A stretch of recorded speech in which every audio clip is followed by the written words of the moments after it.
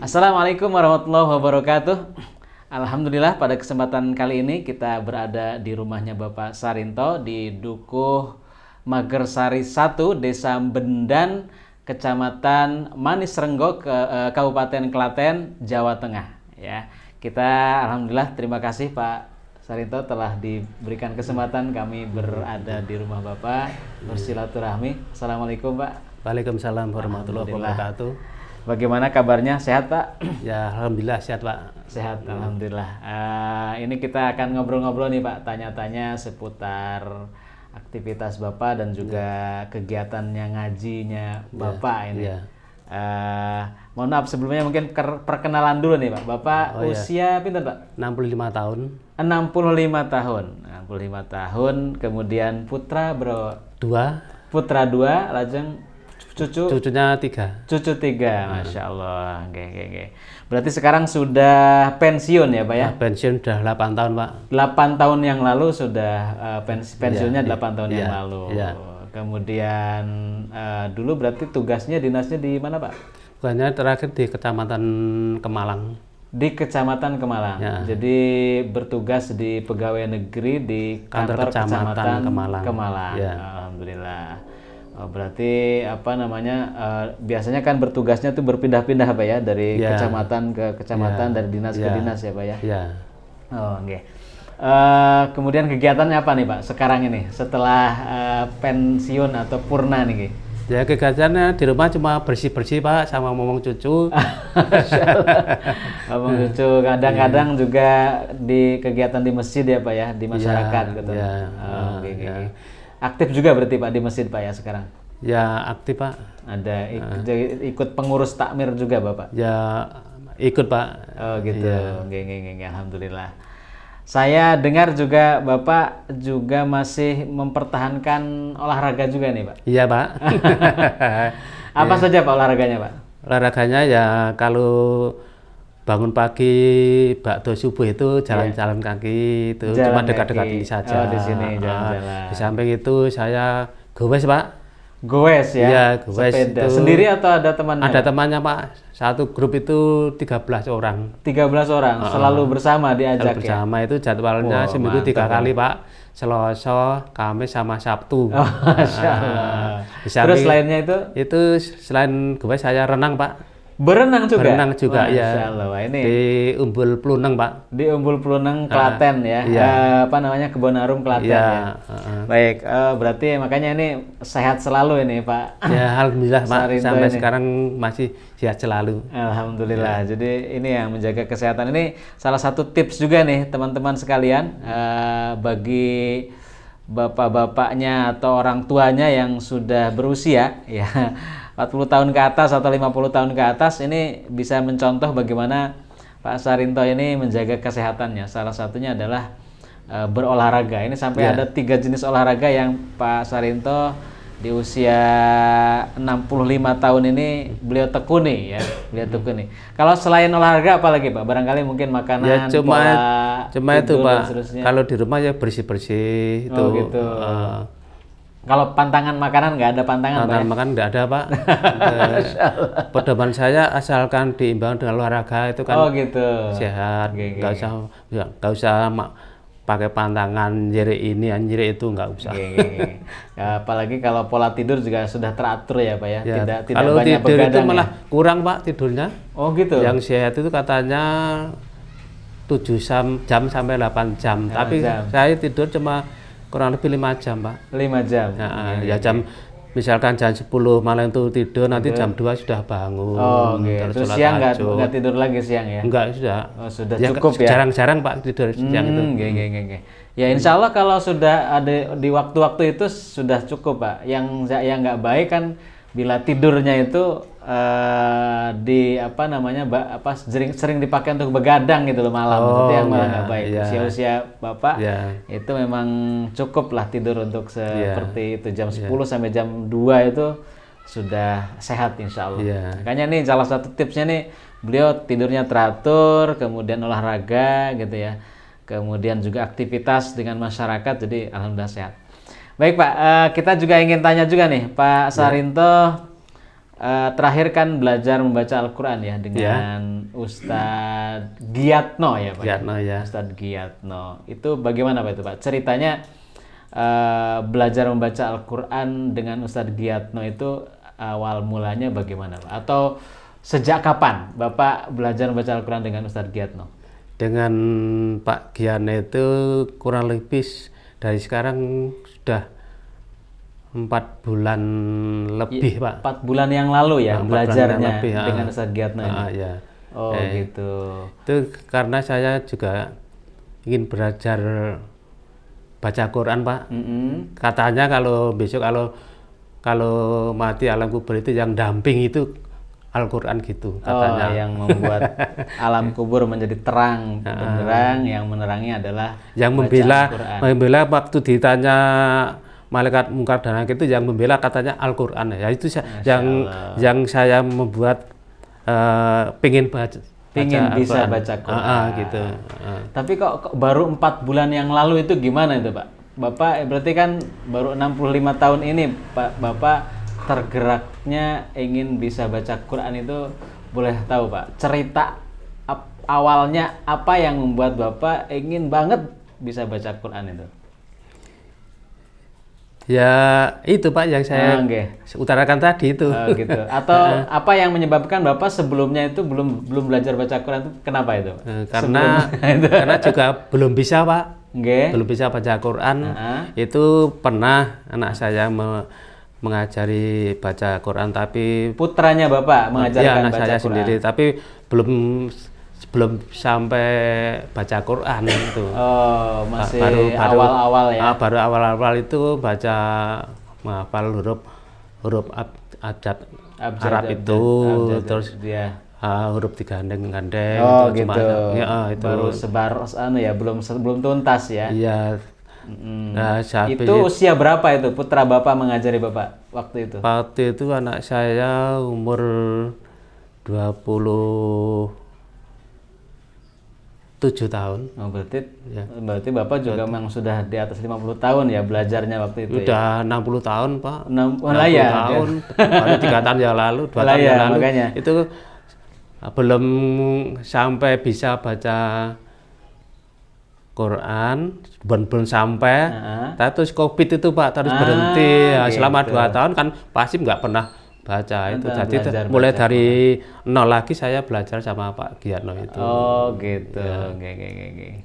Tapi apakah dulu waktu kecil Bapak SD itu atau SMP itu memang tidak menyempatkan belajar membaca Al-Quran atau bagaimana itu Pak ceritanya? Itu waktu saya SD itu nggak ngaji, Pak. Nuwun sewu.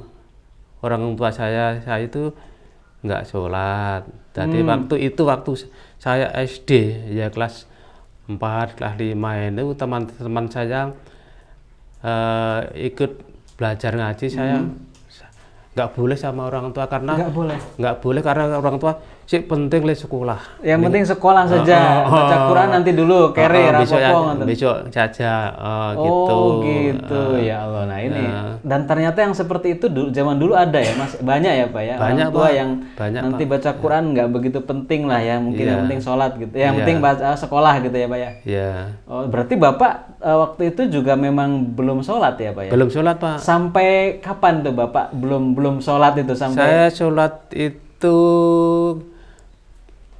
kurang lebih 15 tahun yang lalu Pak. Saya 15 tahun yang lalu baru sholat. Berarti usia 50 ya Pak ya? Iya, usia 50. Usia 50 baru sholat. Wah, ini penting untuk kita ketahui nih. Ini harus ternyata ada ya seperti Pak Sarinto ini yang apa namanya belum sholat sejak kecil dan baru sholat itu usia 50 tahun. Masya Allah. Saya ingin malah penasaran nih Pak. Boleh tahu Pak, apa yang membuat Bapak itu di usia 50 tahun itu mulai sholat? Jadi ceritanya apa itu? Yang menggerakkan hati Bapak untuk sholat itu Pak? Itu saya takut Pak. Saya membaca buku mengenai surga dan neraka. Itu saya takut. Setelah saya membaca neraka itu kok takut sekali. Sejak itu saya mulai belajar salat Pak. Gitu ya. Jadi ketika baca buku Bapak begitu melihat ada ancaman-ancaman Neraka itu, dahsyat neraka saya untuk orang yang takut. nggak sholat ya, langsung tergerak untuk Belajar sholat, iya. belajar sholat dan mulai sholat waktu itu. Mulai sholat saya belajar baca buku itu Pak, belajar sholat itu. Oke. Terus saya praktekkan. Oke. Setelah saya agak bisa, saya mulai sholat di masjid berjamaah itu. Iya. Langsung sholatnya berjamaah Pak? Iya Pak. Selama 15 tahun terakhir ini Bapak berjamaah terus sholatnya? Terus Pak di masjid Pak. Sejak awal? Oh luar biasa ya, perubahannya tuh langsung drastis ya? Katanya kalau di rumah itu cuma 1 derajat. Kalau di masjid kan 27 derajat. 27 Nah, derajat. itu yang saya ingin sholat berjamaah di masjid itu. Karena pahalanya lebih banyak. Di samping itu menurut saya selama saya sampai umur 50 tahun tidak sholat itu kalau dihitung-hitung sholat misalkan ya Pak, mudah-mudahan betul saya sholat di masjid 27 derajat sama sholat di rumah itu sama dengan kali 27 Pak. Jadi ingin ngejar ketertinggalan ya Pak ya? Ingin kejar selama ini saya nggak sholat. Jadi selalu sholat di masjid berarti sudah bisa nutup yang belum sholat selama ini. Gitu Pak. Ya Pak, Masya Allah. Misalkan setahun sholat di rumah, itu kalau berjamaah di masjid terus sama dengan 27 tahun. Iya, mungkin betul. Gitu Pak. Hitungan saya. Hitungannya Bapak ya. Gitu. Luar biasa, Masya Allah. Jadi ini menarik saudara-saudara sekalian. Baru belajar sholat di usia 50 tahun karena alhamdulillah Allah berikan hidayah ini dengan melalui bacaan buku ya. Ini coba kalau seandainya tidak ada kesempatan untuk bertaubat, tidak ada kesempatan untuk membuka buku atau tidak ditunjukkan untuk membuka buku gitu kan. Ini bagaimana? Mungkin sampai sekarang naudzubillah ya seandainya Bapak masih belum punya keinginan untuk sholat kan, wah menyedihkan sekali ya Pak ya. Tapi alhamdulillah sekarang menurut saya setelah saya itu melaksanakan sholat 5 waktu, hati saya ternyata ayem Pak. Lebih ayem, lebih tenang gitu. Lebih tenang. Ada perubahan yang dirasakan Pak ya? Tadi hidup saya semakin tenang gitu Pak. Baik Pak, mungkin kita ingin coba mendengar atau menyoba bacaan Qur'annya Pak Sarinto nih. Kira-kira kita ingin coba lihat bagaimana nanti kita Pak Sarinto ini kan setelah 4 bulan ini berarti sudah menghatamkan atau belum Pak? Al-Quran? Sudah selesai. Oh sudah selesai hatam 1 kali? 1 kali. 4 bulan yang lalu langsung ngebut baca Quran dan sekarang sudah hatam ya Pak ya? Sudah hatam 1 kali. Sekarang Pak. Sudah mulai lagi untuk mau menghatamkan yang kedua. Masya Allah. Boleh dicoba Pak baca Qurannya Pak? Maaf kalau nanti bacanya nggak benar ya Pak ya? Oh enggak, maklum Pak karena yang namanya belajar yang namanya baca Quran itu butuh jam ini terbang tinggi. Sudah sampai segini Pak. Jadi saya mulai baca Quran di pertengahan Desember kemarin. Oke, baik Pak. Mau mulai melanjutkan tadarus yang sekarang juga boleh Pak? Yang kemarin. Kameranya boleh ini dekat. Sampai kemarin sampai sini Pak. Sekarang mulai ini. Gitu. Maaf ya Pak ya. Oh iya, boleh Pak. Bismillahirrahmanirrahim. Yas'alunaka anil anfal kullil anfalu lillahi war rasuli fattaqullaha ya aslihu wa aslihunna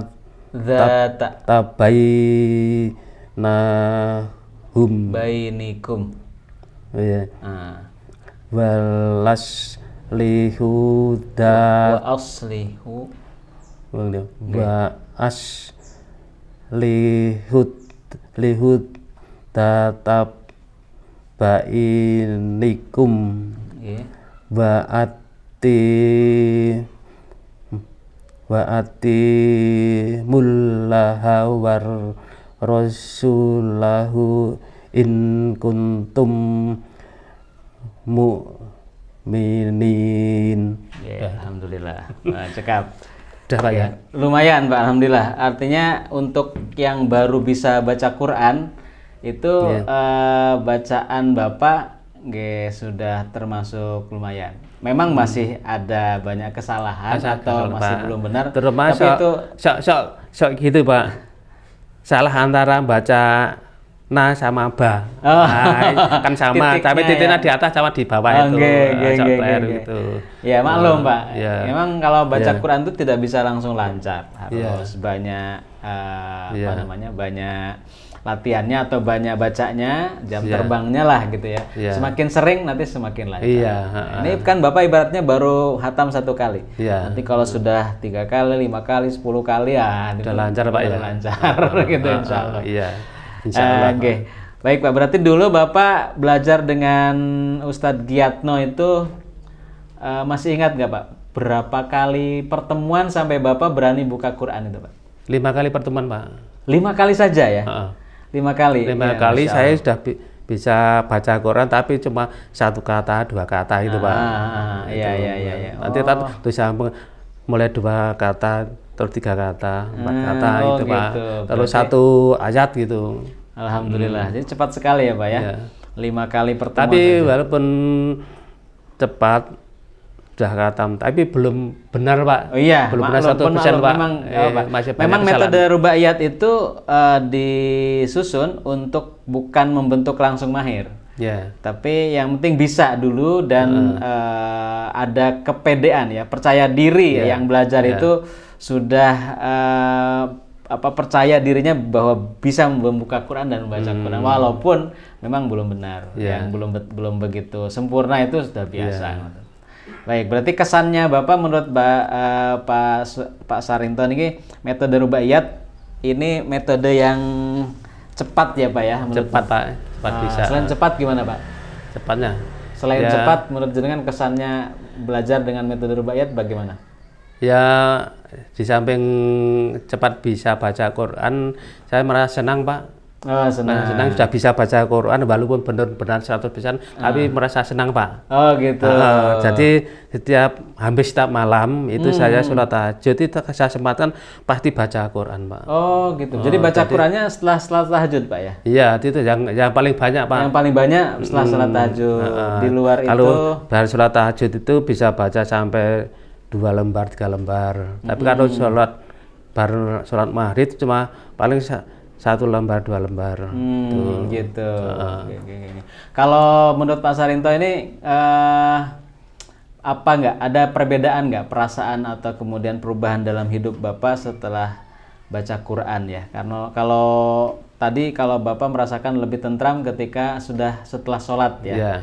Nah terus kemudian sholat. Nah kemarin 4 bulan yang lalu Bapak sudah bisa baca Quran, belajar baca Quran dan bisa. Nah kemudian tiap hari membaca Quran dan sampai bisa hatam. Bisa hatam dan setiap hari Bapak baca Qurannya pada tahajud paling lama, paling banyak. Terus di luar itu juga baca Quran ya, rakatan 1 hal. Nah itu kira-kira apa ya Pak yang dirasakan oleh panjenengan? Perubahan hidup apa yang menurut panjenengan ini karena setelah baca Quran ini kayaknya ini berubah nih? Apa yang berubah Pak menurut panjenengan? Ya itu lebih tenang Pak, lebih tenang, lebih bahagia.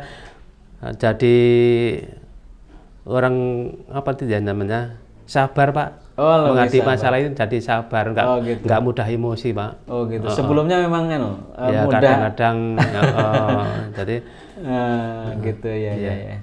Baik. Jadi lebih tentram, lebih sabar ketika menghadapi masalah ya Pak ya. Alhamdulillah. Jadi itu yang dirasakan. Iya. Jadi masalah yang saya alami ini sudah bisa saya abaikan sedikit demi sedikit. Mungkin nanti bisa saya lupakan Pak ya. Gitu. Saya easy going gitu aja. Ada masalah, ayo kita hadapi. Kemudian nanti pokoknya kita selesaikan. Seandainya belum selesai juga, nanti selesai dengan sendirinya gitu ya Pak ya. Alhamdulillah. Wah ini luar biasa ini. Satu ketabahan, kesabaran yang hasilkan setelah sholat dan kemudian membaca Al-Quran. Jadi ternyata real ya, membaca Al-Quran itu manfaatnya tidak hanya di akhirat ya, walaupun Bapak nanti berharap baca Quran itu akan menjadikan syafaat atau penolong nanti di akhirat. Amin. Dan juga penolong di alam kubur, tapi juga di dunia pun sudah membuktikannya bisa memberikan manfaat. Okay. Di samping itu Pak, selain saya olahraga rutin, baca Quran, badan saya merasa lebih sehat Pak. Oh gitu. Karena olahraga itu juga sudah lama, sebelum sholat itu juga udah olahraga. Udah lama Pak, tapi dulu sholatnya saya olahraga, begitu saya pensiun saya beli sepeda, lalu sepedaan, seminggu 3 kali. Nah, terus sampai itu saya renang seminggu 3 kali juga. 3 kali. Nah, hari Jumat saya pasti rombongan ngaji di Jogja sana 2 mobil Pak itu. Gitu. Sama sudah Pak Haji semua, sayang yang belum haji. Jadi perbedaan lagi tadi Bapak menyampaikan bahwa setelah baca Quran terasa lebih sehat gitu Pak ya. Iya. Dibanding dengan sebelum baca Quran. Ya belum baca Quran sudah sehat, tapi lebih sehat lagi. Katanya saya dengar-dengar kalau baca Quran ini bisa menyembuhkan penyakit dan bisa menjadi lebih pintar gitu, lebih pandai. Dan Bapak merasakan, katanya lebih merasakan ada ya, saya merasakan pikirannya lebih lebih cerdas gitu ya, lebih tapi ketika berpendapat gitu ya. Tapi gitu saya baca Quran ya semakin lama-lama semakin lancar Pak, walaupun belum lancar 100%. Iya. Semakin kesini semakin merasa lancar. Merasa lancar. Baik, makasih Pak Sarinto. Alhamdulillah ini satu hikmah-hikmah yang luar biasa mengalir ya begitu rupa kepada kita semuanya ya. Mungkin untuk yang terakhir Pak, boleh diberikan saran atau kemudian memotivasi para pemirsa Pak. Terkait dengan baca Quran dan juga mungkin yang lainnya kepada pemirsa, silakan Pak, mungkin ada hal-hal yang baik menurut panjenengan untuk disarankan entah baca Quran atau apa. Ya, kepada Bapak Ibu sekalian, saya mengharapkan yang namanya baca Quran monggo diteruskan ya, setiap saat baca Quran. Jadi mudah-mudahan besok di akhirat bisa jadi penolong kita semua. Cuma gitu baca Pak. Iya, alhamdulillah. Makasih Bapak. Jadi ini pesan yang luar biasa. Jadi semakin sepuh ya, semakin usia itu bertambah atau berkurang ya, bukan bertambah ya. Semakin usia berkurang dan semakin kita itu usianya di atas 60, kemudian naik lagi sampai mungkin bahkan ada yang 70 dan seterusnya, maka kebutuhan akan akhirat itu menjadi semakin nyata. Nah, salah satu hal yang akan membuat kita itu semakin tentram menghadapi akhir hayat kita itu adalah sholat dan kemudian baca Al-Quran. Pastikan kita tidak ketinggalan sholat dan pastikan di antara kita itu tidak bisa baca Al-Quran atau pastikan kita semuanya bisa baca Al-Quran, karena insya Allah dengan baca Al-Quran tadi Pak Sarinto sudah membuktikannya, ada banyak keajaiban, ada banyak kenikmatan, ada banyak kebaikan di dunia, dan insya Allah ini sebagai buah-buah atau kembang-kembang kebaikan yang Allah sudah tunjukkan sebelum Allah tunjukkan nanti di alam kubur dan di akhirat. Terima kasih Pak Sarinto atas waktunya dan kesempatannya kami bersilaturahmi di rumah Bapak. Semoga obrolan ini memberikan manfaat kepada seluruh pemirsa sekalian. Amin. Dan saya mohon undur diri, mohon pamit bila banyak kehilapan, mohon maaf. Kita tutup. Wassalamualaikum warahmatullahi wabarakatuh.